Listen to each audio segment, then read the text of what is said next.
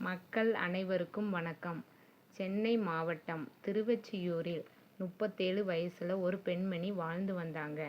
சந்தியாவோட கணவர் பெயர் குமார். குமாருக்கு 45 வயசு இருக்கும். அவர் ஒரு ஐடி கம்பெனியில் வேலை பார்த்தாரு. அவங்களுக்கு கல்யாணமாகி 18 வருஷம் ஆகிடுச்சு. அவங்களுக்கு 16 வயசுல ஒரு பெண் குழந்தையும் 17 வயசுல ஒரு பெண் குழந்தையும் இருந்துச்சு. அந்த 2 குழந்தையும் அன்பான குழந்தைங்க. அவங்க வாழ்க்கை ரொம்ப சந்தோஷமா இருந்துச்சு. ஆனால் திடுக்கிடும் சம்பவமாக ஒரு சம்பவம் ஒன்று நடந்துச்சு. அது என்னன்னா, ஏப்ரல் 20ஆம் தேதி 2025 வருஷத்தில் குமார் 2 பொண்ணுங்களையும் காலையில் 10 மணிக்கு திருவொற்றியூர் போலீஸ் ஸ்டேஷனுக்கு அழுதுகிட்டே கூட்டிகிட்டு வராரு. அந்த 2 பொண்ணுங்களும் ஒரு கம்ப்ளைண்ட் தராங்க. அது என்னன்னா, எங்களை 2 பசங்க ரேப் பண்ண ட்ரை பண்ணாங்கன்னு சொல்லுச்சு. அந்த 2 குழந்தைக்கும் 16, 17 வயசு தான் ஆகுது. இது போக்சோ சட்டத்தோட சேர்ந்தது. ரேப் பண்ண வந்த அந்த 2 பசங்களுக்கும் 28 வயசு தான் ஆகுது. அதில் ஒருத்தன் பெயர் முகமது ரபி, இன்னொருத்தன் பெயர் அப்துல் கலாம். போலீஸ் அந்த 2 பொண்ணுங்களையும் என்கொயரி பண்ணாங்க.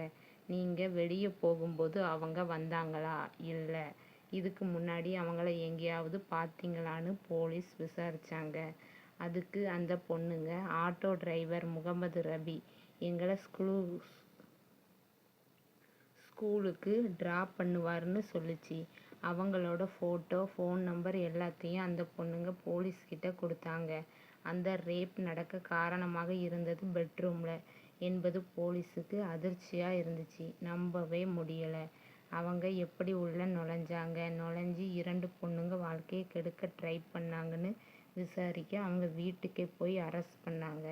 விசாரிச்சதில் ஆமாம், நாங்கள் ரேப் பண்ண ட்ரை பண்ணோன்னு சொன்னாங்க.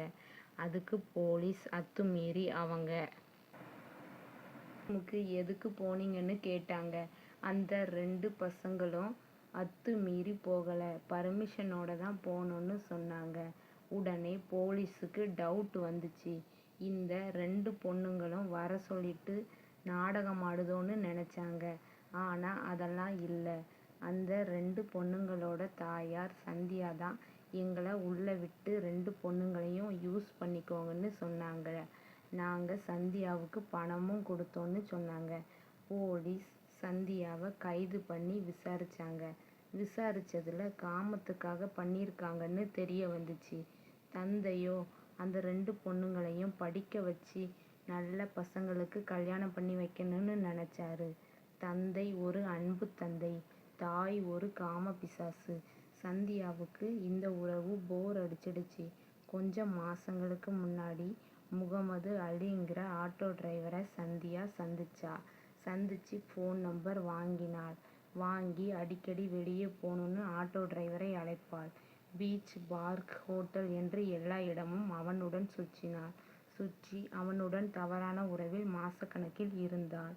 ஒரு நாள் முகமது அலி சந்தியாவோட வீட்டுக்கு வந்து அந்த 2 பொண்ணுங்களும் இவங்க எதுக்கு வராங்கன்னு கேட்டாங்க. அதுக்கு சந்தியா கத்தி திட்டிவிட்டாள். உடனே அந்த 2 பொண்ணுங்களும் படிப்பு விஷயத்தில் ஆர்வம் காட்டினர். இது சந்தியாவுக்கு வசமா இருந்துச்சு. 2 பொண்ணுங்களும் நம் கணவரும் கண்டுகொள்ளாமல் இருப்பது நமக்கு சுதந்திரம் என்று எண்ணினாள். அதனால ஆட்டோ டிரைவர் வந்துட்டு போங்கட்டுன்னு நினைச்சா. அதுக்கு அப்புறம் முகமது அலி ஃப்ரெண்டு அப்துல் காதருக்கு 2 பொண்ணுங்க மேலேயும் ஆசை வந்துச்சு. உடனே முகமது அலியிடம் போய் சொன்னான் அந்த அப்துல் காதர். அதற்கு முகமது அலி சந்தியாவை சந்திச்சு உன் கூட இருக்க எனக்கு போர் அடிக்குதுன்னு சொன்னா. உடனே சந்தியா மனம் வருந்தினாள். நீ என் கூடவே இருக்க நான் என்ன செய்யணும்னு சந்தியா கேட்டாள். அதுக்கு முகமது அலி, உன்னோட 2 பொண்ணுங்க என்னையும் என் ஃப்ரெண்டையும் அட்ஜஸ்ட் பண்ணா நான் உன் கூடவே இருப்பேன்னு முகமது அலி சொன்னான். அதுக்கு சந்தியா ஓகேன்னு சொன்னா. மறுநாள் 2 பேரும் வந்தாங்க. உடனே மகள்களை சந்தியா அனுப்பி அட்ஜஸ்ட் பண்ணுங்கன்னு சொன்னா. அதற்கு அந்த பொண்ணுங்க தேம்பி அழுதன. உடனே சந்தியா, நாளைக்கு நீங்க அவங்க 2 பேரையும் அட்ஜஸ்ட் பண்ணி தான் ஆகணும்னு சொன்னா. உடனே அந்த பொண்ணுங்க தேம்பி அழுது கொண்டே அப்பாவிடம் போய் சொன்னர. அப்பா உடனே போலீஸ் ஸ்டேஷனுக்கு அழைச்சிட்டு வந்து கம்ப்ளைண்ட் பண்ணுறாங்க. இதில் தன் தாயை இன்வால்வ் பண்ணலை. முகமது அலியையும் அப்துல் காதரையும் தான் கம்ப்ளைண்ட் பண்ணாங்க. ஆனால் முகமது அலியும் அப்துல் காதரும் சந்தியாவை மாட்டிவிட்டனர். சந்தியா கைது செய்யப்பட்டாள். தன் தாய் விபச்சாரியாக இருந்தாலும் தன் பிள்ளையை காக்க முயல்வாள். ஆனால் சந்தியா தாய் என்கிற மரியாதையை காப்பாற்றவில்லை. சந்தியாவுக்கு தக்க தண்டனை கிடைக்க வேண்டும். இத்துடன் இந்த வீடியோ முடிவடைகிறது. அடுத்த வீடியோவில் சந்திப்போம்.